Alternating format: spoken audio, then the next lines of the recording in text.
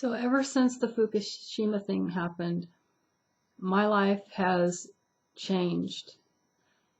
I don't know if it's for the better. I like to think it is. For example, there are certain things that I'm doing now that I didn't do before that I probably should be doing anyway. For example, I'm taking antioxidants now, and I'm taking sea kelp. And I'm also taking caltrate with minerals and vitamin D. I've heard that you need to make sure your bones are very strong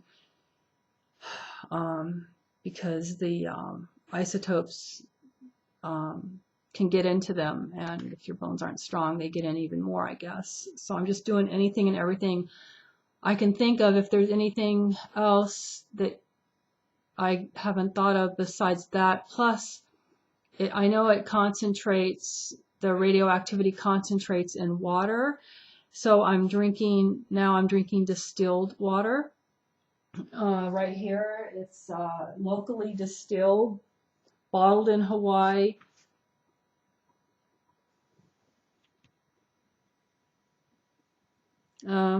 Bottled in Hawaii, steamed distilled water, because I hear that it concentrates in water, therefore I want to drink distilled, because the distilling it gets rid of the isotopes, I've heard. If you can confirm this, if you know what you're talking about, that would be great. Also, I've completely stopped eating all dairy products. No more yogurt, no more butter. I'm even a little afraid to eat free-ranged eggs because I heard it can concentrate in chickens that are free-range. So I still haven't, because I've just bought some organic free-range eggs, but they're not from here. Not that that really matters, but I just don't want, I don't really want the chickens to be outside eating off the ground where any kind of isotopes can concentrate.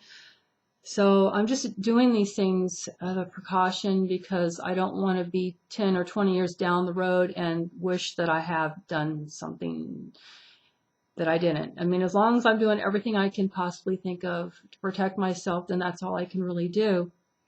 Short term.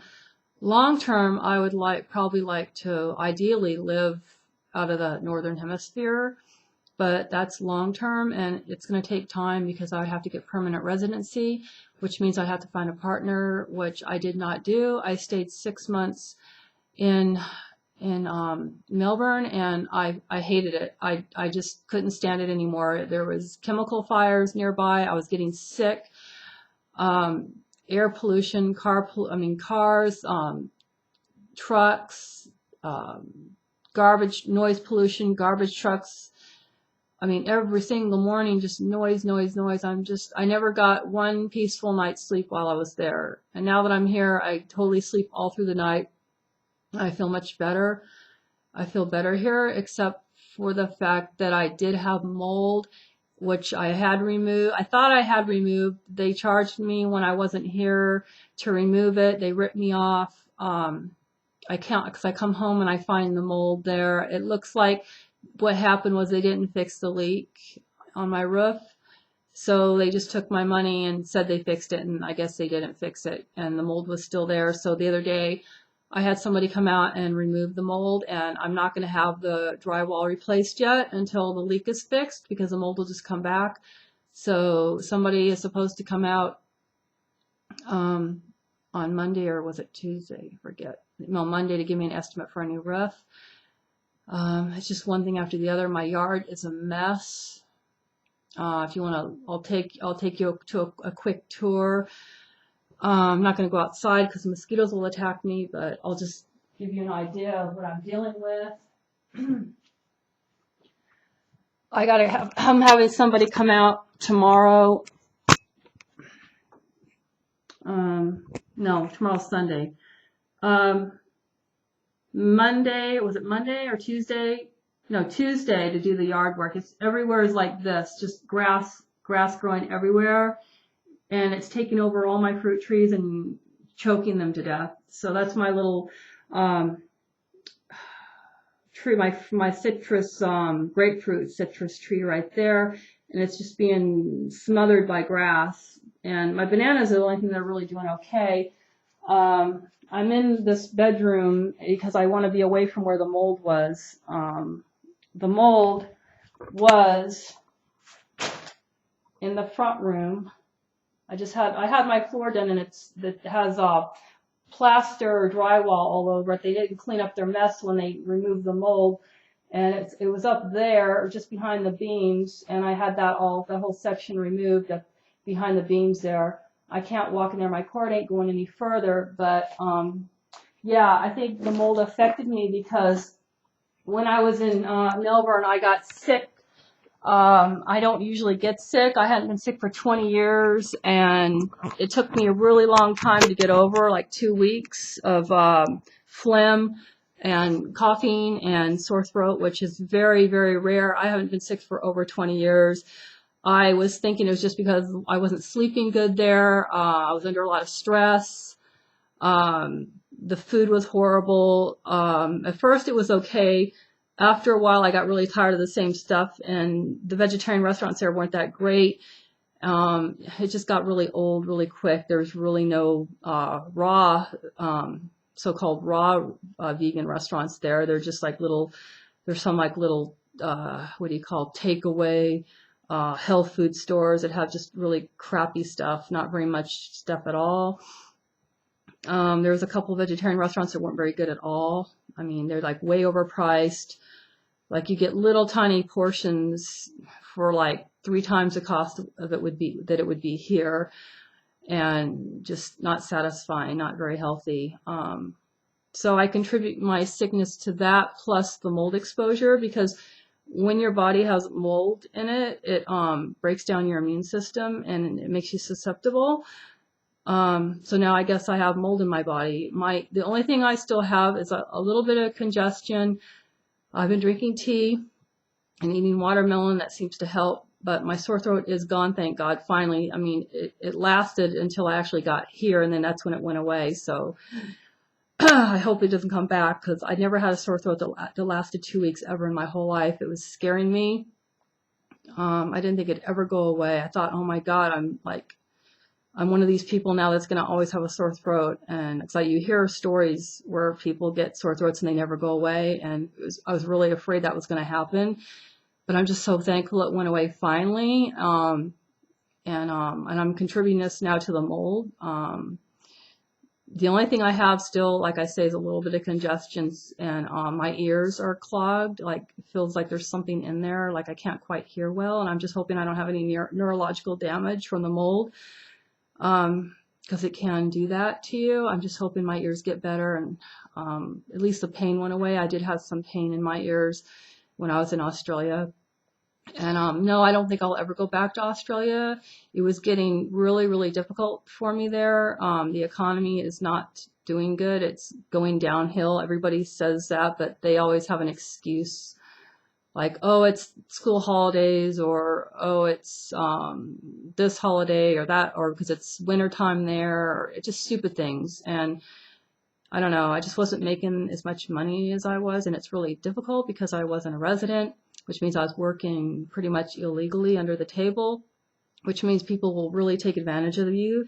A lot of places were ripping me off. I worked for this one escort place. They were stealing my money and charging me for different things they shouldn't be charging me for. Like, for example, if a client canceled his appointment, they would charge me for it.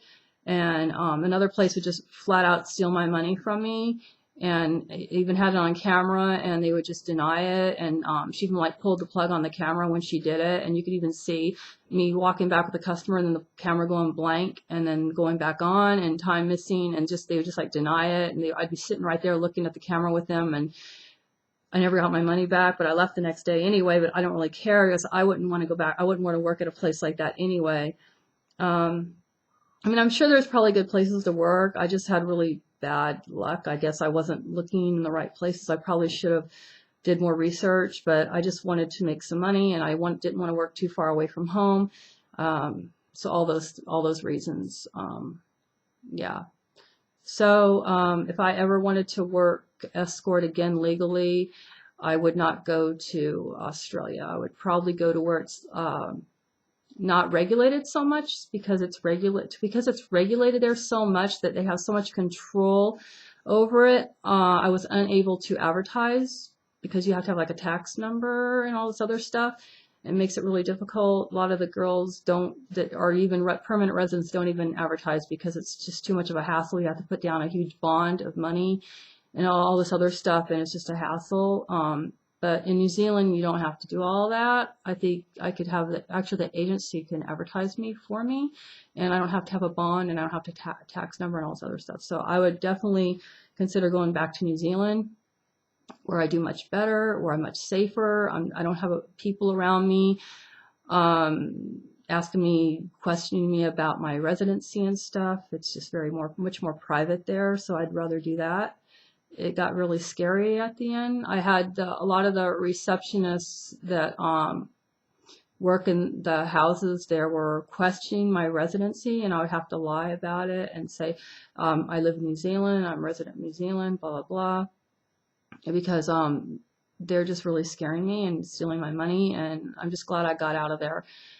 So yeah, to make a long story short, I'm home now. I'm in Hawaii, and I don't know, I'm not sure when I'll go back. I need to get my health back. I'd like to get all my hearing back. I'd like to get a new roof on my house. I'd like to find somebody to take care of the yard, not let it go like this, because it just got way out of control. And the realtor, because I have it up for sale, he was letting somebody stay here, and I don't want to do that again because I have things missing. I have a couple of propane tanks, which are like $35, $40 each, missing. I have my chickens are all gone. They stole the chickens, and they stole the feeder. I had a huge feeder, automatic feeder for them. You could fill it up, and it would last them like week or 2 weeks or something. All he had to do was come and just pour feed in it. It was like a huge canister, and that's gone. It's a mess, and they took that, and they there's a lot, I don't know, other lots little odds and ends are gone around my house. And yeah, that's the thanks I get. I let someone stay in my house for free, and that's the thanks I get. I get stuff stolen. So I would never do that again. I would rather just find somebody on my own that I can talk to and have contact information with. Yeah, so I guess that's it. But again, I really want to know from you, what are you doing differently now since the radiation thing happened, the Fukushima thing? And I'm not sure about the other radiation leaks or meltdowns they're having in the Midwest. I heard something about that. Power outages, I don't know, flooding, whatever. But what I really want to know is, what are you doing differently? Are you drinking different types of water, like distilled, or taking any kind of vitamins, or is there anything else I should be doing besides, avoiding dairy? And I don't know. I'm doing everything I know of. Is there anything I'm missing out on? I'm only doing as much as I possibly humanly can. I can't bury myself 10 feet underground. I have to live. I mean, I don't think anyone could do that. Yeah, this is nuts. I just feel like humans are so detached from nature that they're just killing it, and in the process of killing nature, they're killing themselves. I don't ever plan on having any children, and I really think that the good part about this is, now that this has happened, a lot of people won't be able to have children, because if you look at, in nature, we could never populate to this point to where we're just destroying the planet through all this pollution.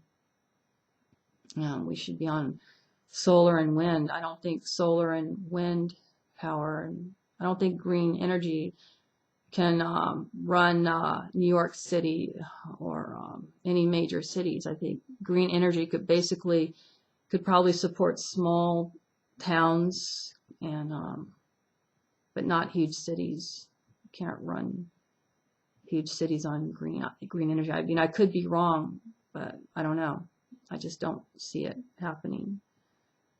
But anyway, that's off the subject. Again, just let me know what you're doing differently to avoid the radiation. Okay, I guess that's it for now. Yeah, take care.